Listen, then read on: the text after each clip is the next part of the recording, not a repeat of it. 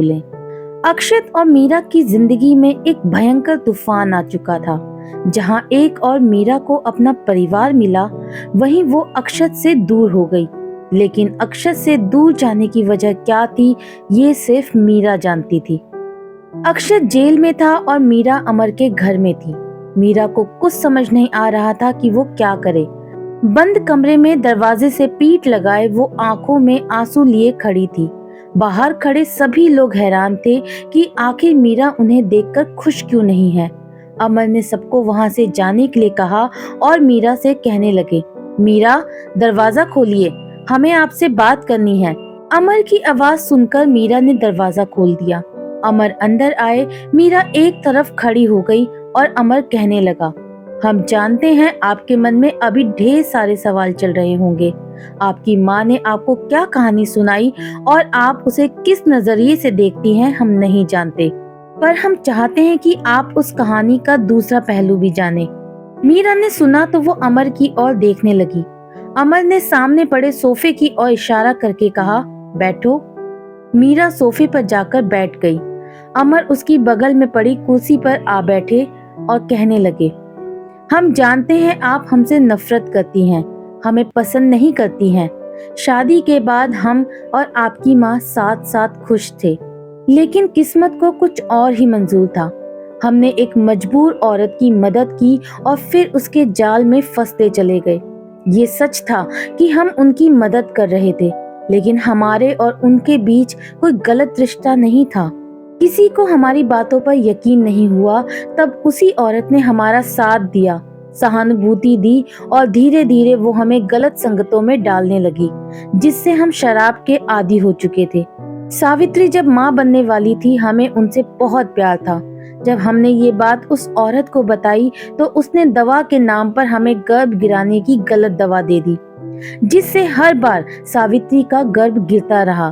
तब तक हमें नशे में रहने की आदत हो चुकी थी।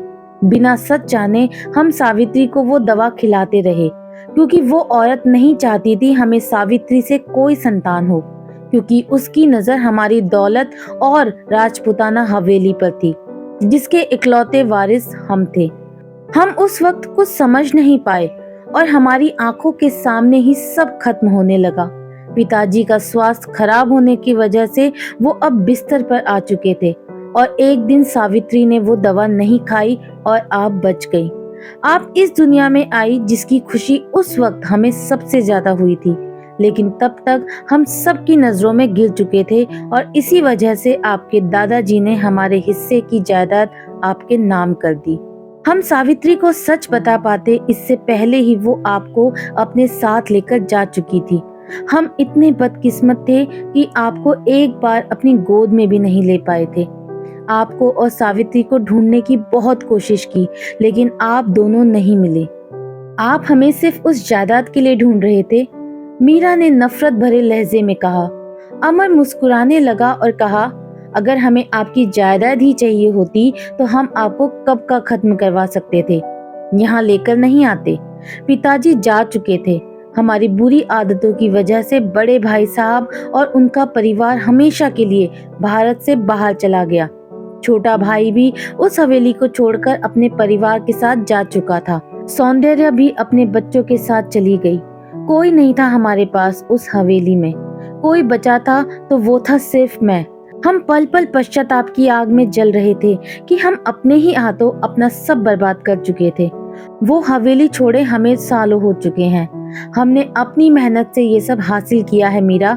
हमें आपकी या अपने पिता की जायदाद की ना कल जरूरत थी, ना ही आज है। अमर की बातों में मीरा को थोड़ी सच्चाई नजर आ रही थी, तो उसने कहा, अगर ये सच था तो आप माँ से मिलने क्यों नहीं आए? कितने साल उन्होंने आपके बिना गुजारे हैं। स्कूल में सबके पापा आते थे, लेकिन हमारे पास पापा नहीं थे। हमें जब आपकी जरूरत थी तब आप हमारे पास नहीं थे। फिर आज क्यों वापस आए हैं आप हमारी जिंदगी में? मीरा के इस सवाल पर अमर कुछ देर खामोश रहा और फिर कहने लगा, एक पिता होने का फर्ज हमें खींच लाया। मरने से पहले अपने हाथों से आपका कन्यादान करना चाहते हैं। शायद इससे हमारे किए पाप कम हो जाए। बेटियां नसीब वालों के घर में जन्म लेती हैं, पर हम बदनसीब थे जो आपको पिता होने का सुख नहीं दे पाए। कुछ ही वक्त है हमारे पास मीरा, और उससे पहले हम आपको शादी के जोड़े में देखना चाहते हैं।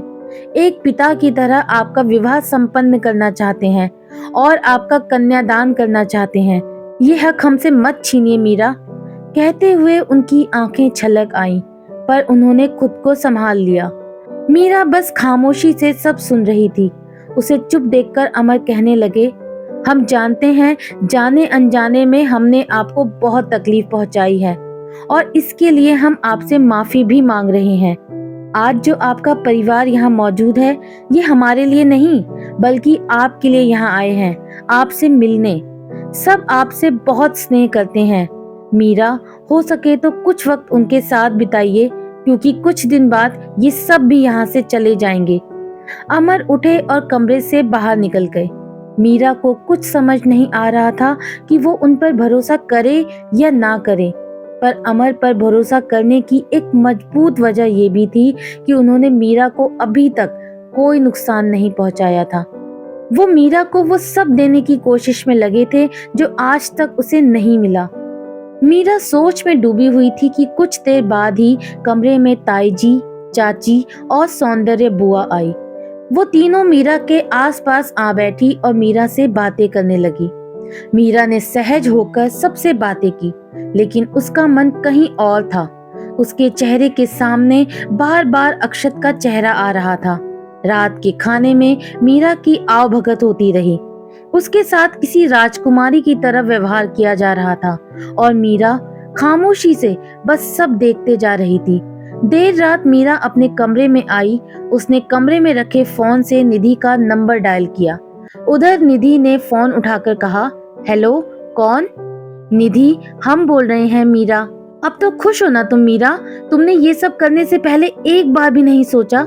जाना था तो चली जाती, कोई नहीं रोकता तुम्हें, लेकिन अक्षत भाई का दिल क्यों तोड़ा तुमने? जानती हो, आज तुम्हारी वजह से वो जेल में है। घर में सब दुखी हैं, वो भी तुम्हारी वजह से। सबकी फिक्र करती थी ना तुम, फिर आज ऐसा क्यों किया सबके साथ? कहते हुए निधि लगभग रो पड़ी। निधि, एक बार हमारी बात तो सुनो। हमने जो कुछ भी किया, कुछ नहीं सुनना मुझे मीरा। तुम झूठी हो। तुमने झूठा वादा किया मुझसे। मेरी ही गलती थी जो मैंने तुम्हें अपनी दोस्त से बढ़कर माना और तुम्हें अपने घर में लेकर आई। पर मैं कहाँ जानती थी तुम हम सबका दिल तोड़कर जाओगी। हम मजबूर हैं निधि, तुम हमारी दोस्त हो, कम से कम तुम तो हमें समझो। मीरा की आंखों से आंसू बहने लगे। कैसी मजबूरी मीरा? बच्ची नहीं हो तुम जो किसी ने आकर तुमसे कुछ कहा और तुम चल पड़ी उनके साथ। माँ, पापा, भाई, सब ने कितना प्यार दिया था तुम्हें, और आज वो सब इस हालत में है। ऐसा क्यों किया मीरा? अक्षत जी कैसे हैं? तुम्हें फर्क पड़ता भी है भाई की हालत से? वो रो रहे थे तुम्हारे सामने, तुमसे ना जाने की भीख मांग रहे थे। तुम्हारी आंखों के सामने उन्हें जलील किया जा रहा था, उन्हें मारा जा रहा था, पर तुमने एक बार भी उनकी तरफ देखा तक नहीं। क्या यही था तुम्हारा प्यार? भाई की एक आह पर तुम्हारी आंखों से आंसू निकल जाते थे। फिर आज तुम्हारा दिल इतना पत्थर कैसे हो गया मीरा? मीरा ने कुछ नहीं कहा। उसकी आंखों से आंसू बहकर गालों पे आ गए। उधर निधि भी बस सिसकते जा रही थी। एक तरफ उसकी दोस्त थी और दूसरी तरफ उसका भाई, जो इस वक्त दर्द में था। निधि कुछ देर खामोश रही और फिर कहा, आज के बाद मुझसे बात मत करना मीरा। आज तुमने जो किया है वो करके तुमने मुझे और मेरे घर वालों को बहुत ठेस पहुंचाई है। अच्छी दोस्ती निभाई है तुमने मीरा। निधि, एक बार हमारी बात तो सुनो। निधि ने मीरा की बात सुने बिना ही फोन काट दिया। मीरा ने फोन नीचे रख दिया। उसका मन बेचैनी से घिरा हुआ था। उसकी आंखें आंसुओं से भरी हुई थी और मन बहुत उदास था। वो खिड़की के पास आकर खड़ी हो गई और आसमान में खिले उस अधूरे चांद को देखने लगी। हाँ, वो अधूरी थी अक्षत के बिना। सारी रात मीरा ने जाग कर गुजार दी। उधर अक्षत हवालात में था। गुस्सा अब दर्द में बदल चुका था। उसे ना अपनी परवाह थी ना ही घर वालों की। उसे बस फिक्र थी तो सिर्फ मीरा की। रात भर वो सोया नहीं। जिस्म मां से दर्द कर रहा था, पर उससे भी ज्यादा दर्द मीरा से दूर होने का था। अर्जुन ने बहुत कोशिश की, लेकिन वो अक्षत को छुड़ा नहीं पाया। ऊपर से रात हो चुकी थी और ऐसे में अक्षत का छूटना पॉसिबल नहीं था। मीरा के पिता की शहर में बहुत धाक थी। ऐसे में इंस्पेक्टर भी उन्हीं के इशारों पर चल रहा था। जीजू को जब इस बारे में पता चला तो वो भी अगले दिन इंदौर आ पहुंचे। सोमित जीजू को देखकर अर्जुन को थोड़ी हिम्मत मिली और सुबह सुबह ही दोनों पुलिस स्टेशन जा पहुंचे। अक्षत हवालात के एक कोने में मायूस सा बैठा था। उसकी आंखें देखकर लग रहा था जैसे वो रात भर सोया नहीं है। जीजू ने इंस्पेक्टर से बात की, लेकिन इंस्पेक्टर किसी भी हाल में अक्षत को छोड़ने को तैयार नहीं था। उसने उसके खिलाफ बहुत मजबूत केस बनाया था। जीजू और अर्जुन दोनों ही परेशान थे कि आखिर अक्षत को कैसे छुड़ाया जाए। तभी जीजू को मीरा का ख्याल आया और वो अर्जुन को लेकर बाहर आए। उन्होंने अर्जुन से कहा, साले साहब, मीरा से बात हुई आप लोगों की? एक वो ही है जो इस वक्त अपने पापा से बात करके अक्षत को छुड़वा सकती है। नहीं जीजू, मीरा से कोई बात नहीं हो पाई। उसका फोन भी अपने घर में ही है। अर्जुन ने हताश होकर कहा, तुम घबराओ मत, मैं कुछ करता हूँ। जीजू ने अर्जुन को हिम्मत दी। इसके बाद दोनों अक्षत को वहां से निकालने की कोशिश में जुट गए। सुबह से दोपहर होने को आई, लेकिन ना जीजू कुछ कर पाए ना ही अर्जुन। उन्होंने अक्षत के लिए जो वकील किया वो भी अमर का नाम सुनकर पीछे हट गया। जीजू पुलिस स्टेशन में ही थे। तभी इंस्पेक्टर के पास फोन आया और कुछ देर बात करने के बाद उसने कांस्टेबल से कहा, कांस्टेबल, छोड़ दो उसे। अर्जुन और जीजू ने सुना तो उन्होंने थोड़ी राहत की सांस ली। इंस्पेक्टर उनकी ओर पलटा और कहा, वार्निंग देकर छोड़ रहा हूँ। इस बार कुछ नाटक किया तो ऐसा केस बनाऊंगा, जिंदगी भर जेल में सड़ेगा। थैंक यू इंस्पेक्टर, मैं ख्याल रखूंगा। अक्षत ऐसा कुछ ना करे जिससे किसी को भी परेशानी हो, जीजू ने कहा। कुछ देर बाद अक्षत उनके सामने था। जीजू और अर्जुन उसे लेकर बाहर आए और घर निकल गए। कुछ ही देर बाद सभी घर पहुंचे। राधा का तो रो रो कर बुरा हाल हो चुका था। उन्होंने जैसे ही अक्षत को उस हालत में देखा, उसे सीने से लगाकर फपक पड़ी।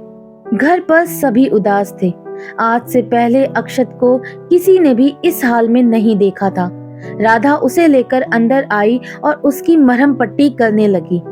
दर्द और थकान की वजह से अक्षत वहीं हॉल में ही सो गया।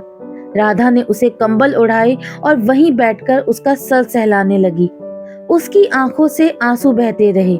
विजय ने देखा तो उसके कंधे पर हाथ रखते हुए कहा, राधा, हमारा बेटा घर आ चुका है, दिल छोटा मत करो। मुझसे इनकी ये हालत देखी नहीं जा रही है। कितना मारा है इसे उन लोगों ने। इसने किसी का क्या बिगाड़ा था जो आज इसके साथ ये सब हो रहा है। राधा रोते हुए विजय के सीने से जा लगी।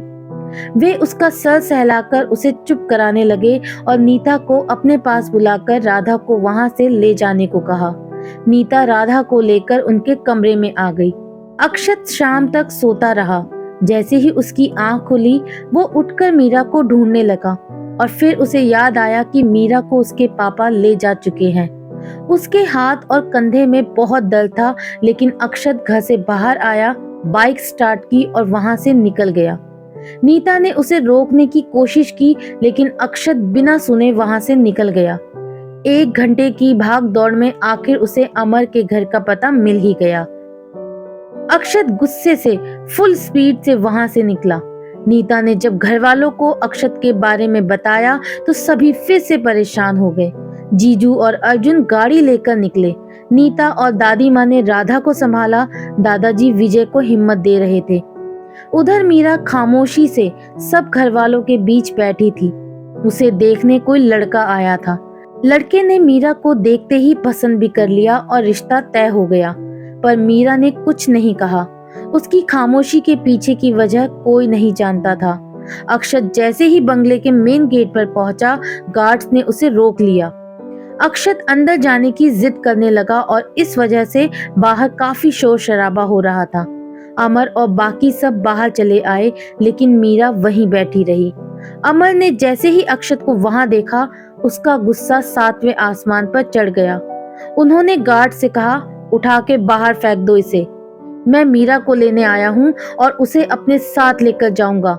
कोई रोक नहीं सकता मुझे, अक्षत ने चिल्लाकर कहा, जिसकी आवाज मीरा के कानों में भी जा गिरी, लेकिन वो खुद को मजबूत बनाए वहीं बैठी रही। वो नहीं चाहती थी कि वो अक्षत के सामने जाए और कमजोर पड़ जाए। अक्षत की बातों से अमर को और गुस्सा आ गया, तो उन्होंने गार्ड से कहा, इसके हाथ पैर तोड़कर बाहर फेंक दो इसे। गार्ड्स ने अक्षत को पीटना शुरू किया। अक्षत पहले से ही घायल था और ऐसे में खुद को बचाना काफी मुश्किल हो रहा था। 2-3 घूंसों के बाद वो नीचे जा गिरा। उसकी दर्द भरी आह निकली तो उसने लगभग बेहोशी की हालत में कहा, वो मेरी है, उसे मुझसे दूर मत कीजिए, मीरा को मेरे साथ जाने दीजिए। मीरा ने खुद को बहुत रोकने की कोशिश की, लेकिन अक्षत की आह ने उसे बेचैन कर दिया और वो बाहर आई। अक्षत ने अधखुली आंखों से मीरा को देखा। मीरा ने जैसे ही उसकी ओर जाना चाहा, अमर ने उसका हाथ पकड़कर उसे रोक लिया।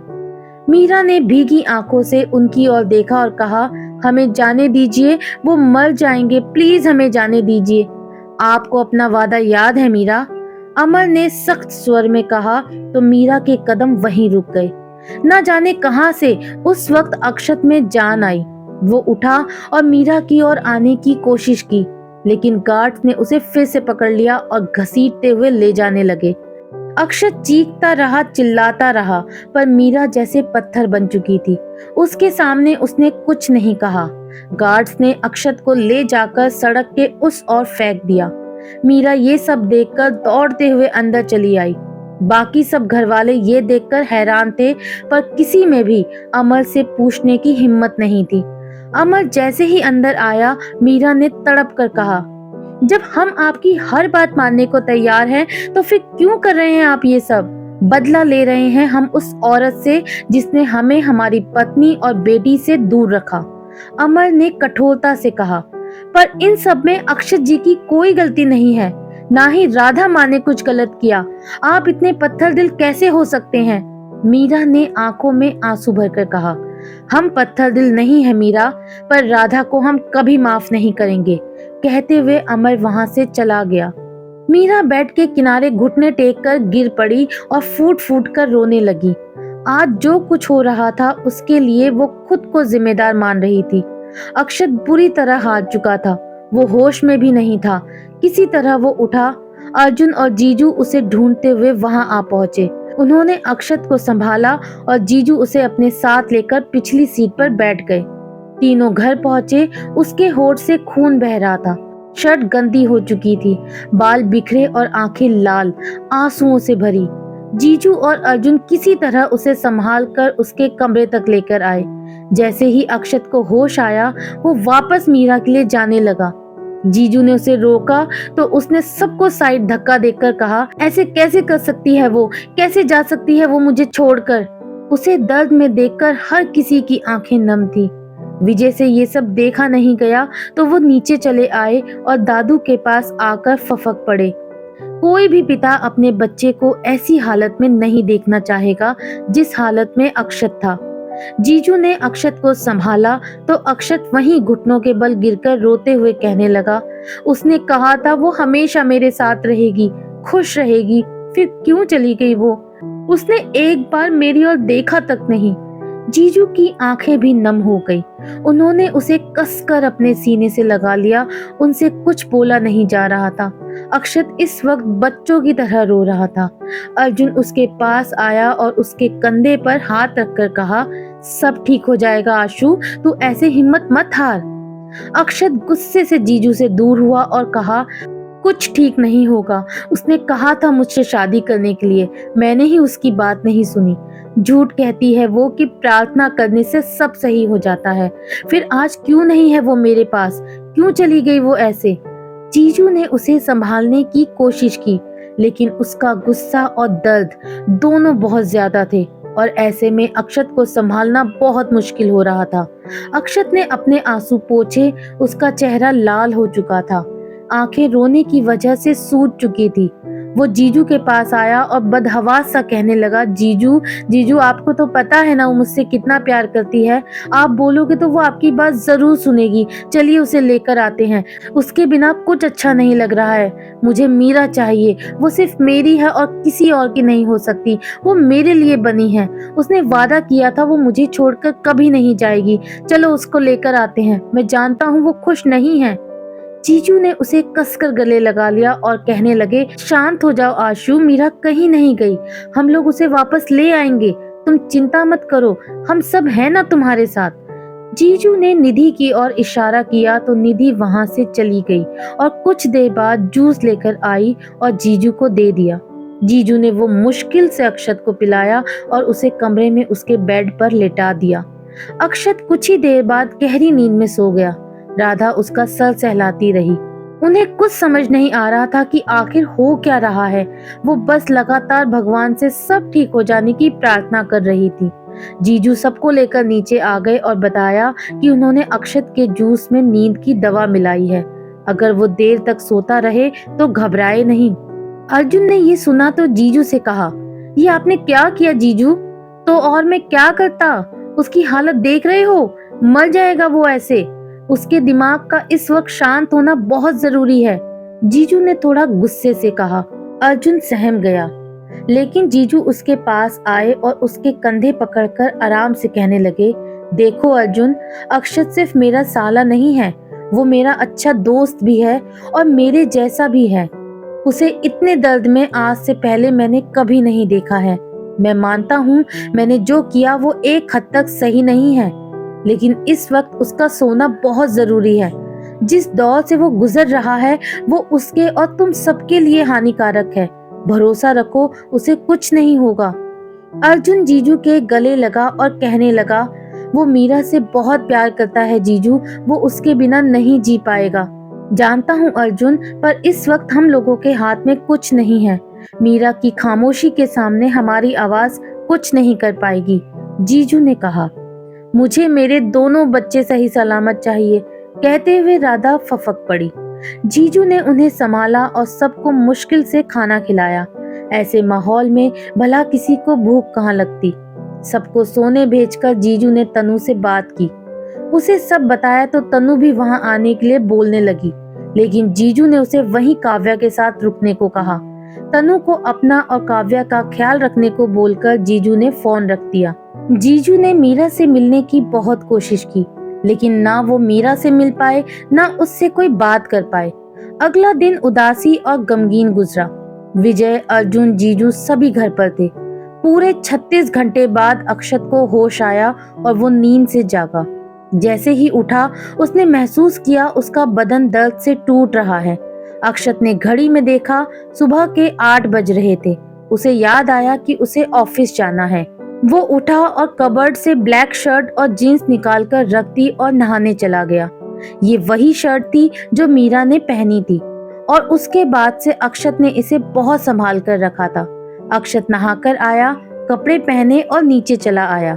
जीजू को हॉल में बैठा देखकर अक्षत थोड़ा हैरान हुआ और कहा, अरे जीजू, आप कब आए? बस कुछ देर पहले ही, जीजू ने कहा। अक्षत नाश्ते की टेबल पर आ बैठा और आवाज लगाई, मीरा, मेरी चाय कहाँ है? अक्षत के मुंह से मीरा का नाम सुनकर सब एक दूसरे की तरफ देखने लगे। शायद दवा का असर था कि अक्षत को अभी कुछ याद नहीं था। कुछ देर बाद ही नीता उसके लिए चाय नाश्ता ले आई।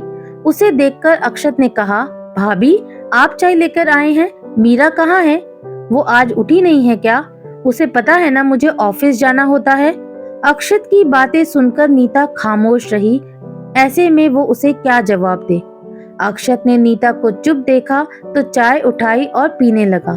रघु सामने से अखबार हाथ में लिए आया और डाइनिंग पर रखकर चला गया। अक्षत ने अखबार उठाया और जैसे ही उसके पहले पन्ने पर छपी खबर पड़ी, उसके होश उड़ गए और बीते 2 दिनों की बातें उसे याद आ गई। अखबार में शाम को होने वाली मीरा की शादी के बारे में लिखा था। अक्षत ने जैसे ही पढ़ा उसका दिल टूटकर बिखर चुका था। अक्षत उठा, अखबार वहीं डाइनिंग पर फेंका और वापस अपने कमरे की ओर चला गया। वो नहीं जानता था ये गुस्सा था या डर, पर उसकी आंखों के आगे मीरा के साथ बिताया एक एक पल आ रहा था। अक्षत अपने कमरे में आया। उसने शीशे में खुद को देखा और शीशे में ही मीरा के साथ बिताए पलों की यादें उभर कर सामने आने लगी। अक्षत ने एक हाथ जोर से शीशे पर दे मारा। इसके बाद गुस्से और मीरा को खो देने के दर्द में उसे कुछ याद नहीं रहा। वो कमरे में रखी चीजों को फेंकने लगा। दीवार पर लगी अपनी और मीरा की तस्वीर को फेंक दिया, कमरे में लगे पर्दे उखाड़ दिए। ये सब करते हुए बार बार उसकी आंखों के सामने मीरा का चेहरा आ रहा था। उसका अक्षत की परवाह करना, उसकी आंखों में देखना, उसके साथ हंसना, परेशान करना, सब किसी फिल्म की तरह उसकी आंखों के सामने चल रहा था। जो शर्ट उसने पहना हुआ था उसने वो भी उतार कर फेंक दिया। अक्षत इस वक्त जो महसूस कर रहा था वो नहीं समझ पा रहा था, लेकिन गुस्सा अभी शांत नहीं हुआ था। उसने ड्रॉर में पड़ी लाइटर निकालकर शर्ट जला दी और लाइटर जोर से फेंक दिया, जो कि खिड़की के शीशे से टकराकर नीचे जा गिरा। नीचे बैठे लोगों को किसी अनहोनी का एहसास हुआ तो सभी भागते हुए ऊपर आए, लेकिन अक्षत के कमरे का दरवाजा बंद था। सभी उसे दरवाजा खोलने को बोल रहे थे। अक्षत ने चिल्लाकर सबको वहां से जाने को कहा और आकर पीठ के बल अपने बिस्तर पर जा गिरा। गुस्से से उसके हाथ कांप रहे थे। आंखों के सामने अभी भी मीरा का चेहरा था। गुस्सा अब दर्द का रूप ले चुका था। उसकी आंखों से आंसू बहकर कनपटी से होते हुए बेडशीट को भिगा रहे थे और अक्षत निढाल पड़ा रहा। कानों में अब कोई शोर नहीं था, थी तो बस उसकी सांसों की आवाज जो अब धीमी पड़ने लगी थी। अब आगे क्या होगा दोस्तों? मीरा और अक्षत की प्रेम कहानी का अंत यही होने वाला है या इनकी कहानी अभी और आगे बढ़ने वाली है? ये सब जानने के लिए बने रहिए मेरे यानी कि आराधना वॉइस के साथ। आज की स्टोरी का ये पार्ट आपको कैसा लगा मुझे कमेंट करके जरूर बताइएगा।